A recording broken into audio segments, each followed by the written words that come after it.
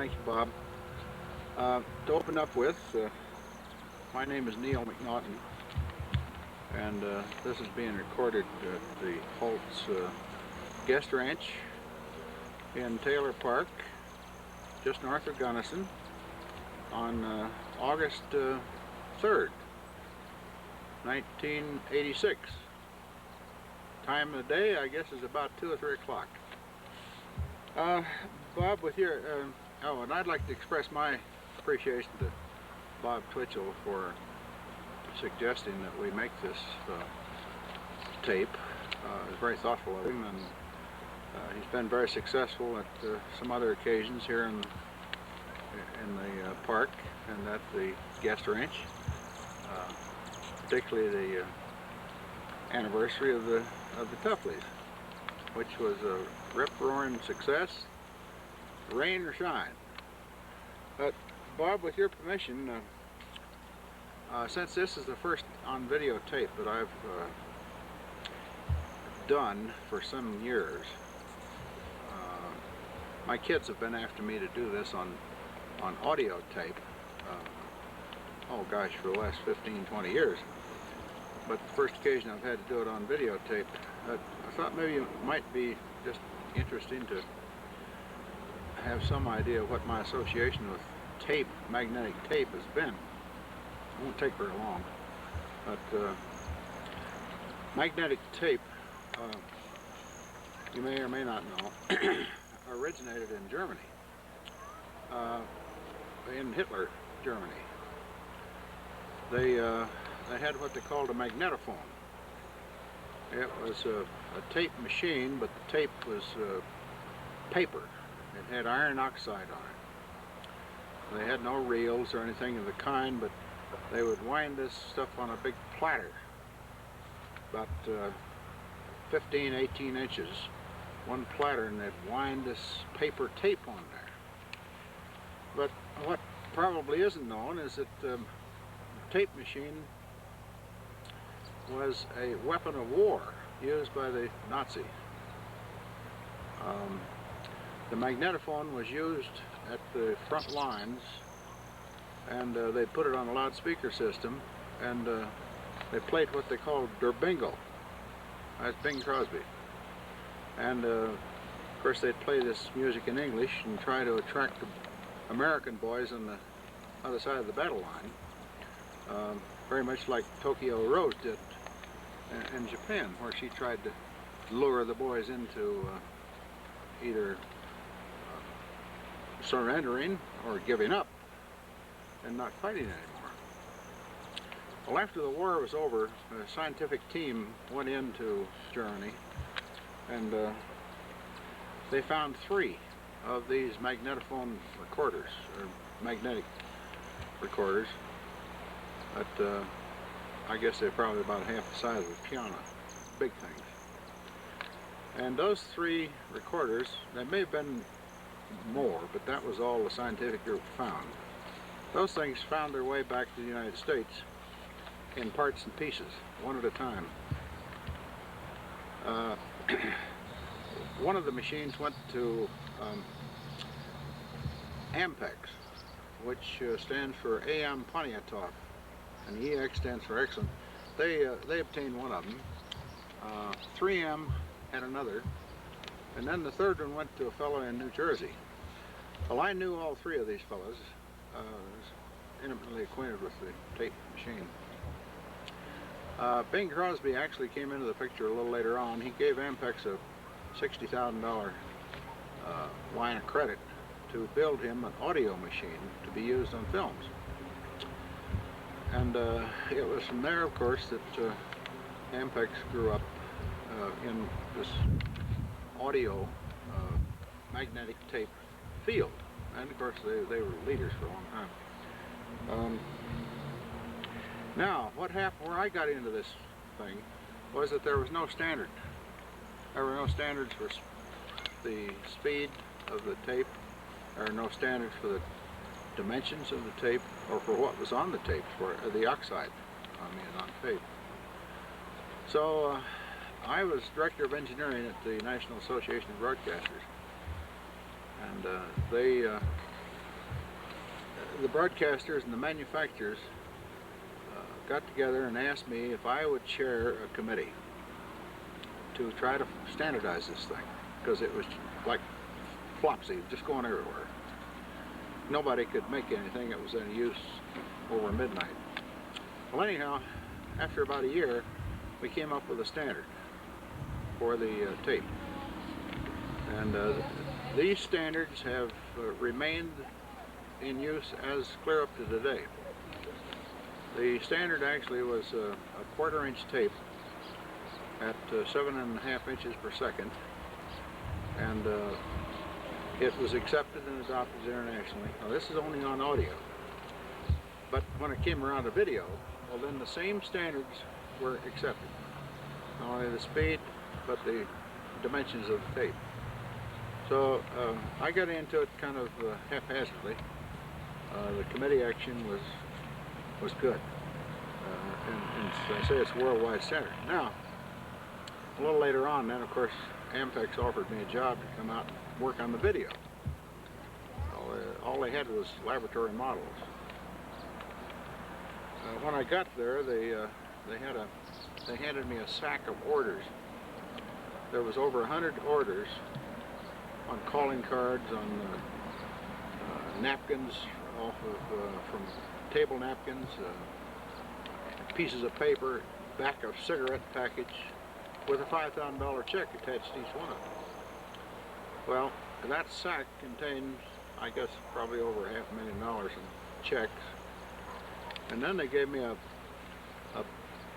well, it was a piece of yellow paper, pad about like this, on which there were specs for the machine. And they said, it's yours, build it. Here's your orders, now build the machine. So it took us about a year before we delivered the first machine. That was and later on, I don't know, I think we sold about $50 million worth of the machines. So that's where I come in video tape machines. Now, let's get into the fishing in Tin Cup and Taylor Park. Bob, if you want to rest from holding the camera, okay. Okay, thank you, Bob. Now, as I said, let's get back to the business of fishing in Colorado.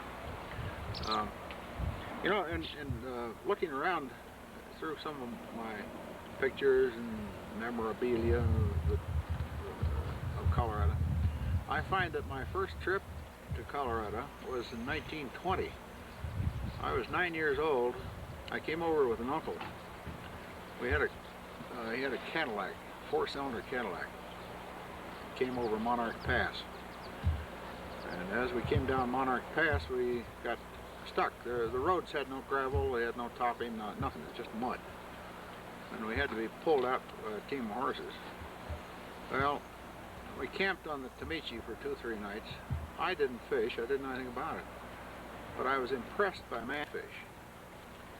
And he had a bamboo pole, split bamboo, and he broke that pole at least twice.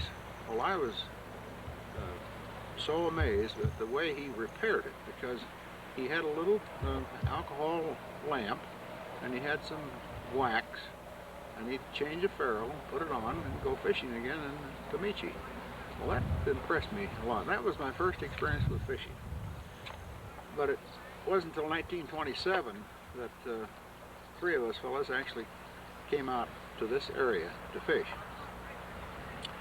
How we got there, it was very interesting, because my father and the kid next door, father, worked at the post office.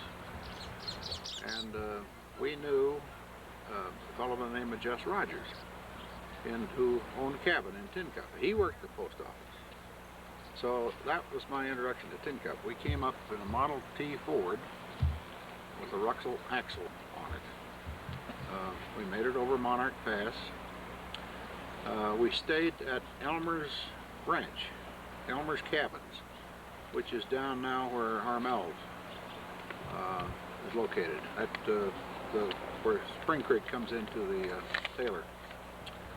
I recall, I think all of us slept in a cabin at about $1.50 a night. That was the going rate on cabin. But we got a ride in a wagon, as I recall, the first time coming up here, up to Tin Cup, because the road was so terrible. And then later we worked up enough courage to drive the old Ford, the Model T Ford up, and sure enough we did. It made it clear to Tin Cup. But I'm telling you, the roads are almost not quite as bad as they are up to Gold Cup Mine, but they were pretty bad. Well, at Tin Cup, of course, as I recall, we went in there about 3 years following that, 27, 28, 29, and 30. And in 1927, Tin Cup was still pretty much intact. It had the fire, of course, which leveled a lot of it. But one thing impressed us, we ran out of gas while we were up there one time, and Mr. Engelbright had 2 10-gallon cans of gas, which he had carried up, and he let us have 2 gallons of gas at $1 a gallon. Well, that was 1927 or 28. But we explored Tin Cup. I mean, we explored Tin Cup. Hello, Wanda. You're not Wanda. Well, we explored Tin Cup. I mean, everything in it. The old post office is still intact.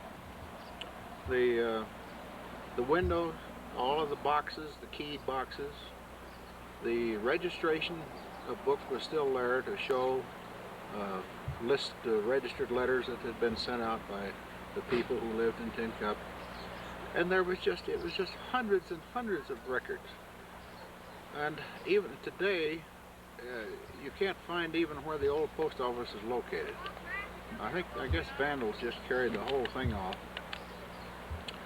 I never did know what happened to the boxes and the old window that was there. But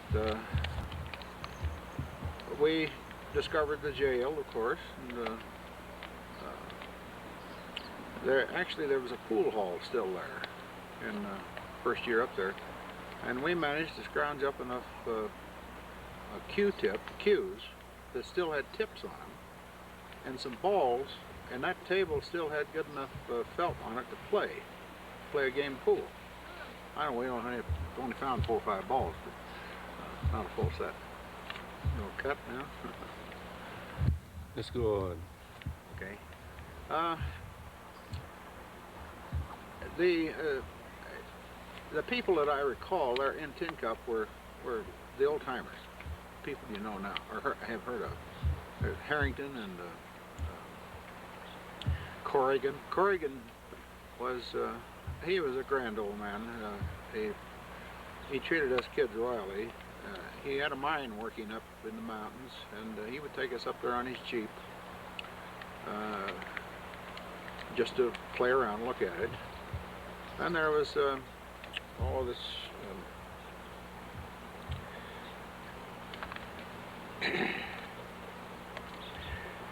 Engelbright I mentioned a while ago, but one of the fellows I didn't meet, and I was always sorry I didn't, was Mr. Niederhood, who owned the store and who owned the slaughterhouse, and apparently was one of the real backbones of the town.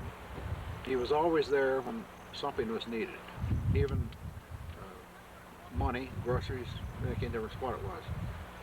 He was always there. And there was the fellow that put me in there was named Jess Rogers, who my father knew. Jess was quite a storyteller, and he is still one of the landmarks in Tin Cup, because anyone who's been up there for many years knows about Jess Rogers. He paid, I think, $15 for his cabin. I understand it's still in the family somewhere, but I'm not sure who owns it now. But about 10 years ago, I took my kids up there in the trailer, and all 5 kids, there were 7 of us in the trailer, and I think we were there for 10 days or 2 weeks, and we stayed at Jess Rogers' cabin. Well, that old cabin's probably built right at the turn of the century, if not before. Dixon, another old-timer, is equally as well known in the neighborhood to the older people, and old people like marshals. They remember Dixon, and of course everybody remembers Jess Rogers. I was just up there the other day talking to a fellow named Tom Williamson, who's been up there for about 35 years.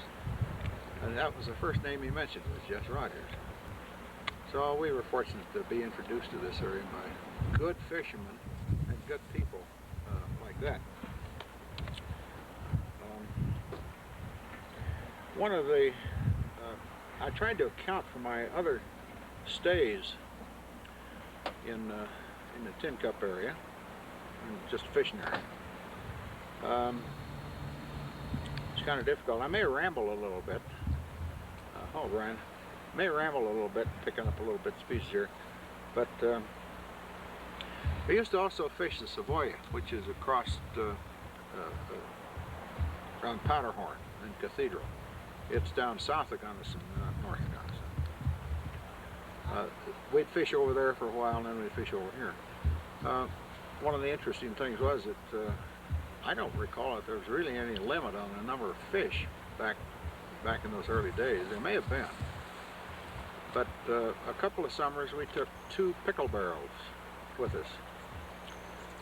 Little barrels, I guess probably 2 feet high, something in that order. And after a month, we had enough fish to fill those pickle barrels, salted down. And still at Christmas time, we were still eating salted rainbow trout. Now this may sound a little unusual, but nevertheless, you take the trout out of the salt brine, soak them overnight, and you really think they're fresh trout, because the salt has not really affected them that much. Another thing of interest, people getting fish to down home, we'd dry them, cut them, hang them up and let them dry overnight, and get to them in the morning before the blowflies would get to them. Take them down, cut grass, 1.5 foot long along the shore of the creek. Stuff them in the side of the fish, and then roll the fish, maybe a dozen, in grass. Take a piece of burlap, gunny sack, around it and sew it up. Put a tag on it, take it down to Almont, put it in the mail. And about 3 days later, or 4 days, it may get to Pueblo, Colorado Springs, or Denver, wherever we sent it. We never had a bad shipment. There's always excellent fish received from up here. Well, I don't know, I got a note here about some bears. I remember in the early days in the 30s that there were a lot more bears up here then. There's always bears around Sam's place, the private grounds down along the Taylor. And I ran into a brown bear one time up on Lotus Creek. And we had a lot of respect for each other. He backed off and so did I. I guess he went ahead eating berries, but anyhow I went ahead and kept on fishing. And there's a time in my life I moved to Texas. I was there 3 or 4 years building stations down in southern Texas. Trips up here were a little scarce at that time. Maybe be 2 years apart, 3 years apart.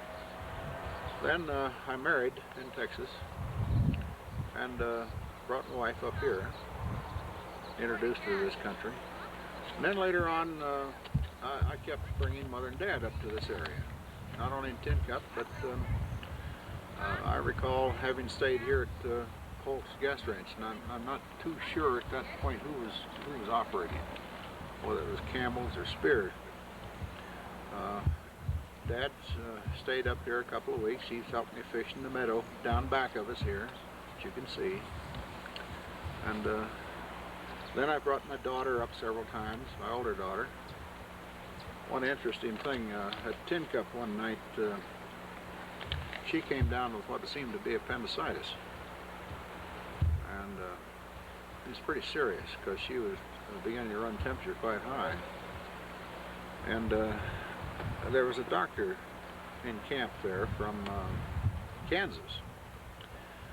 Oh, a doctor and I spent the whole night with this girl, and finally got her opened up because we didn't have an enema or anything like that.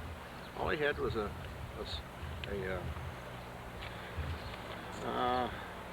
catheter, a male catheter. We used that.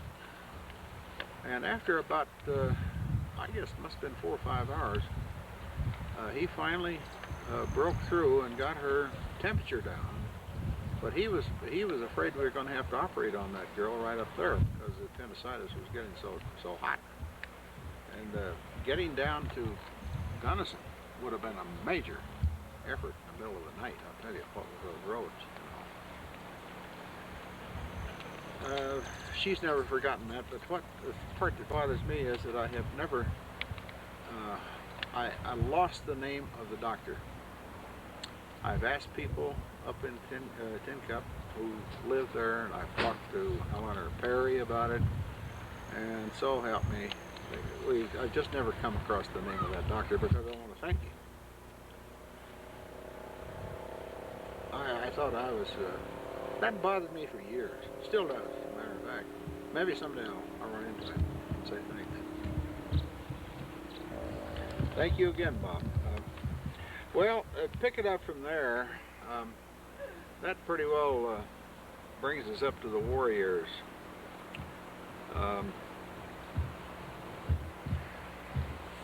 During the initial part of the war, I was sent to Puerto Rico on an intelligence operation, and I was only there for a year, and the war broke out.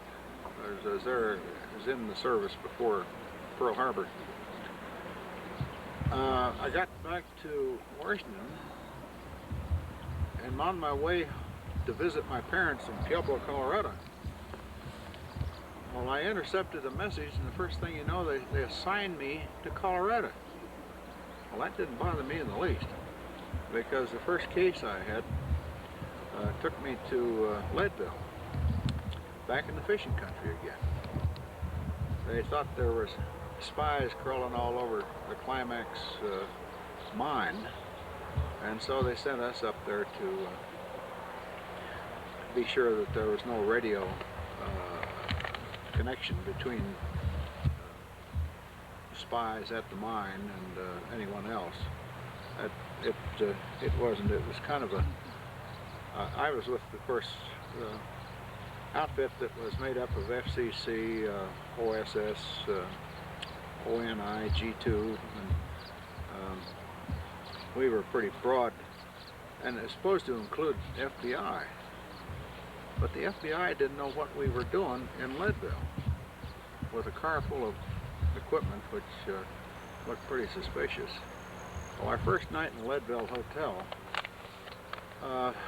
they cracked the door open and caught us in bed. There's 2 of us.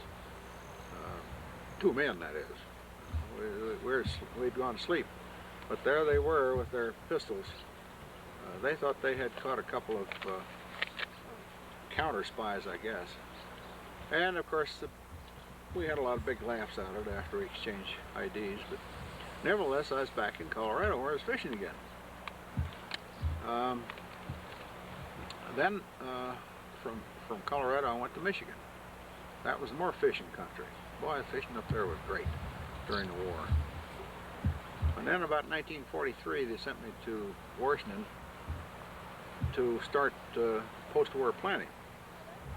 And it was out of that planning that our present television and FM broadcasting systems have evolved, because we didn't have either up before that time.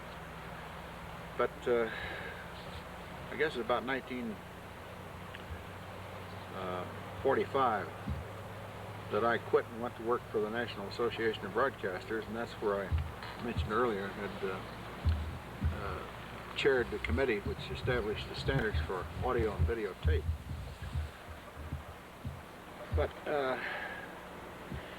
at that point I got to take some trips across the country, and I established a pattern. If I had to go from Washington, D.C. to San Francisco or Los Angeles, I'd always arrange the trip so I could stop in Denver, either fly to Gunnison and rent a car and come up here and fish.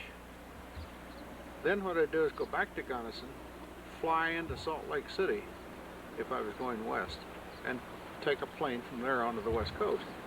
And I've also done the same thing going east. So it was kind of convenient stopping off, well, in Salt Lake City. One of the things I got to, if I could arrange it on Thursday nights, I also got to listen to the Mormon Tabernacle Choir practice, which was absolutely marvelous.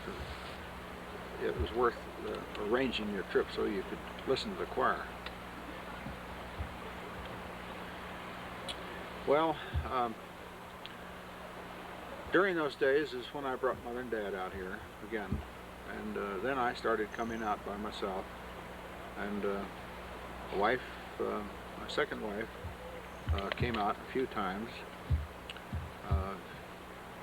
We went up to the Savoy, and we camped up there at the 6J's for a week and fished. I fished the Savoy. I think I made one trip over here just to test the waters and see how they were, and they were good. And then from that time on, I took every possible opportunity to get to Colorado.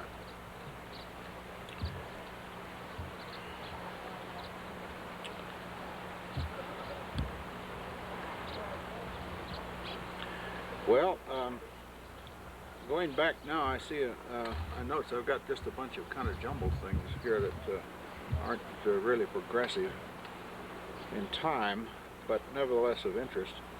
One of the things I've mentioned to you is on one of our trips to Tin Cup, we met a fellow by the name of Alex Perrine.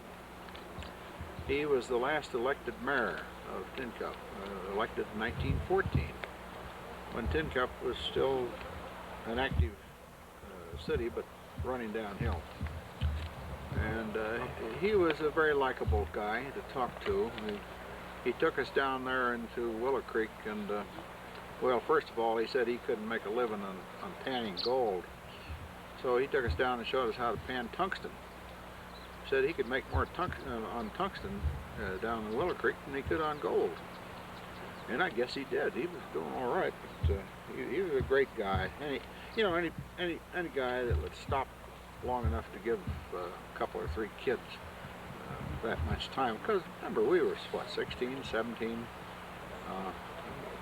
We weren't even dry behind the ears yet. Well, I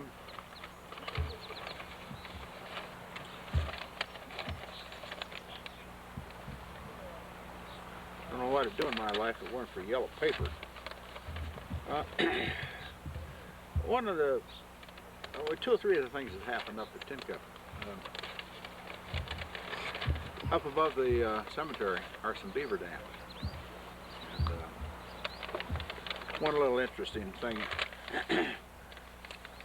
I sneaked up behind one of those beaver dams one day on my hands and knees. I didn't even look to see the water, but I got up very carefully, cast my line in with a very small fly, and then I dared to look over the edge of the dam.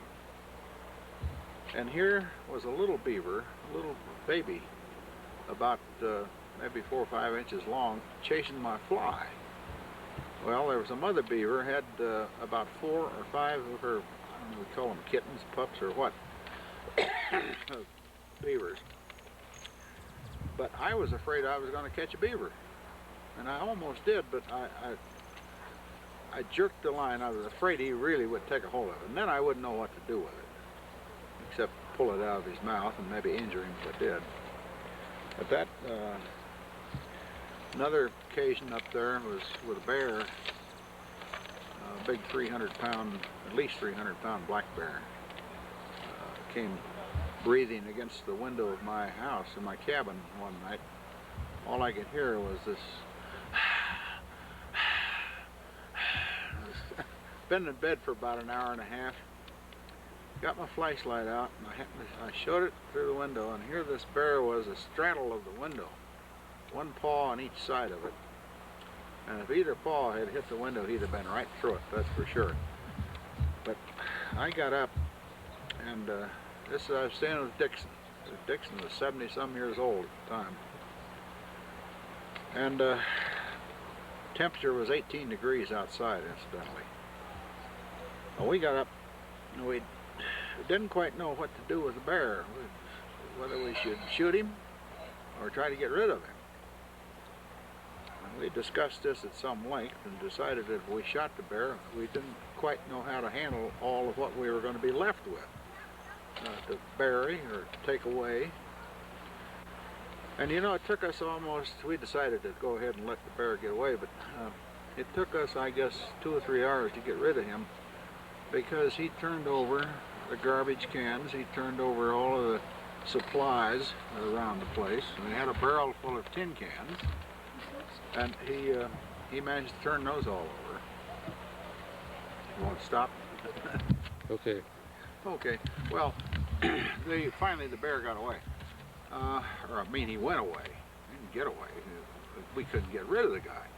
And by that time, several other residents up there were becoming aware of all the noise that Dixon and I were making by beating on pots and pans and just making a general nuisance of ourselves about 4 or 5 o'clock in the morning. But 2 or 3 days after that, I was on my way up to Gold Cup, fishing the stream as I went up, and I came across what apparently was the lair of this bear. And if you've never been around the lair of a bear, you have no idea how bad a smell can get. The only thing I can think of that's any worse is that of a den of a coyote. The coyote's probably as unclean a thing that ever happened. This bear, I had no trouble smelling that cave at least 50 feet from it. Well, of course, I didn't really hang around or start digging to see if he was in there. I left very soon. Another interesting little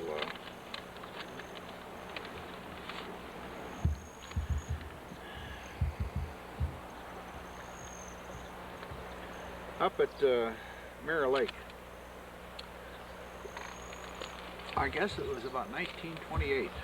We built a raft. 3 of us boys. We hauled logs down from the far side, where apparently a forest fire had felled the timber. But we hauled enough logs down and got enough rope together to build a raft. As I remember, it must have been about 6 or 8 logs wide, and we weren't too careful about the length of them because we hadn't really any means of sawing the things off. But that raft would carry at least 2 of us, and of course when we found out that even the forestry department didn't know the depth of the doggone lake, scared the life out of us, but nevertheless we fished along shore on that raft. About the 3rd year we went up and started looking for the raft. There must have been a terrible storm because we kept it pretty well tied up along the shore, right almost straight across the lake from the way you first come up the road from Tin Cup. And that did us in on raft, because that rafting was fun. My golly, you catch fish out there that people just couldn't imagine. And another thing in Mirror Lake I recall was a year when they had a lot of kokanee salmon up there. Something happened into either the lake or the stream that pours into the lake. And there must have been literally tens of thousands of kokanee salmon dead on the surface of that lake. There's one fish on right after another, and they would extend out, I guess, 200 or 300 feet from shore. Now, obviously we didn't fish because the smell was getting to us up there. But I've never heard a thing about what happened there. It's probably some parasite or something that caused the death of the kokanee. It didn't seem to affect the rainbow trout, but all of these white kokanee salmon laying on top of the water. Well, one thing of interest, on 2 years we brought amateur radio equipment up here with us and tried to, oh yes, it was a pain in the back because we had no generators, all we had was batteries. And you carry a couple 100 volts of batteries up here, you got a tired back when you get here. Well, that's what we had. We carried it in the back of the car. I had a Model A Ford, which had about 8 or 9 inches of clearance. And I could get over these roads pretty easy. The old Ford was just like a billy goat. I don't know, it keeps reminding me of things. When we'd come up this road from Almont, we'd run into, we'd always get up there at night. Always, because we'd leave home maybe in the afternoon after school or after work and get up there pretty late at night. And that Taylor River area was infested with porcupines. And it was so bad, what we'd have to do on this Model A Ford, now it had fenders, remember, we'd put a kid on each fender. There were 3 of us. That's all the Ford would hold. Now I'd drive, and each kid would have nothing but a big stick, about 10 feet long, or pole, and 2 or 3 inches in diameter, to push the porcupines out of the way so we could come up the road. There was, you couldn't run over them. If you did, you'd have such a mess you couldn't contend with it. But there were so many of them. Of course, we saw badger, we saw deer, and everything else, but the porcupines were the menace. They were so slow, and they waddled across the road. All you could do is just shove them out of the way. Okay, one last thing. I've told my kids that if when I leave this world and they want to know what to do with my remains, I said just fly my ashes over Tin Cup. And one of the boys took me up on it. He says, "Okay, Dad, I'll see it's done." I don't know how the other kids feel about it, but maybe I could say that I've distributed enough cigar ashes over this area that now a few more or less won't hurt it. I don't know, Bob. There's an awful lot more that could go to this. I made some more notes, but I'm afraid I might lose my audience. But I do appreciate the opportunity of doing this, and I hope it turns out well.